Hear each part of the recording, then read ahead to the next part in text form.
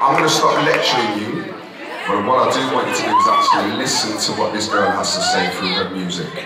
Yeah, did anybody see X Factor last year? So if you have a sibling or someone you love in your family, then she's going to sing a song about her sister. This song went viral, it's got over 2.5 million hits.